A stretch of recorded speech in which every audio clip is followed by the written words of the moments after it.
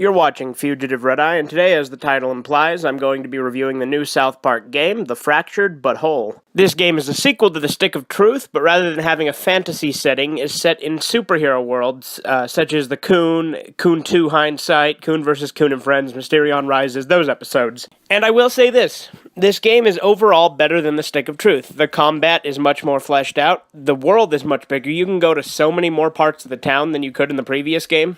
There's a lot of in-references. There's a few things I did like a little bit better about Stick of Truth, but those are very minimalistic and not really worth mentioning. As far as combat, I recommend you have Scott Malkinson with you as a buddy because he is incredibly overpowered. He was probably the easiest way I got through the game because anytime he doesn't attack, he gets shielded.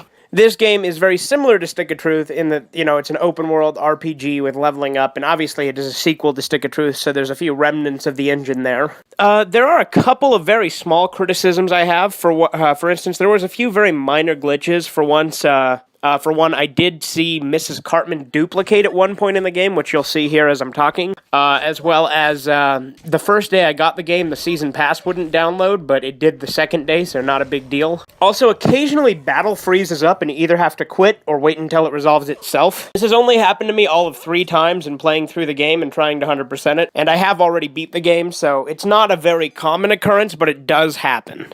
There are a couple of moments where the game felt kind of rushed, and there is a little bit of evidence, I think, to support that, even with what they say in the game. For instance, the Origins Part 4 quest feels kind of half-assed compared to the rest of the Origins quests. It doesn't matter, because all of those quests are kind of a rehash anyway. And then, also, Craig even says in one of the final quests that the game had a lot less time to make. So, again, there's very little to actually criticize about the game itself. They do have DLC planned out, which since I got the Gold Edition, I have the Season Pass, so I'm excited for it, although I do think, it's fine. I would personally rather have DLC than microtransactions, so that's fine. Plus, one of the DLC is going to be Casa Bonita. That's going to be, way later on down the road, though, but that's the one I'm most looking forward to, because Casa Bonita is my all-time second favorite South Park episode, so anyway, it's a very good game. I definitely recommend you check it out if you haven't.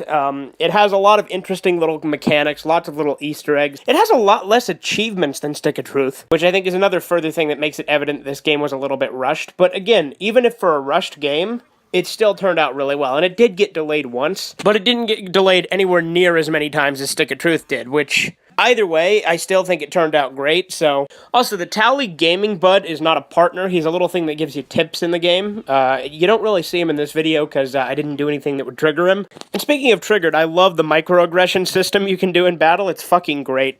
It's funny as hell. So, yeah, this game, definitely recommend if you're a South Park fan, especially if you like the superhero episodes of South Park, which I know I do, even though I'm not the biggest fan of superheroes in general. I love the South Park take on superheroes. Also, the shitting minigame, which was at the beginning of this video, is a bit funny. It's a lot different than the one that you had in Stick of Truth. But anyway, there's not really a whole lot more to say. It's a great game that I definitely recommend everyone play if you haven't already. Another small thing to note, though, is that this game is so addictive, similar to how Stick of Truth was, that's why I really didn't do any videos this week, except for a couple. But, yeah, very good game, and check it out if you're a South Park fan. This is Fugitive Red-Eye. Have a great day.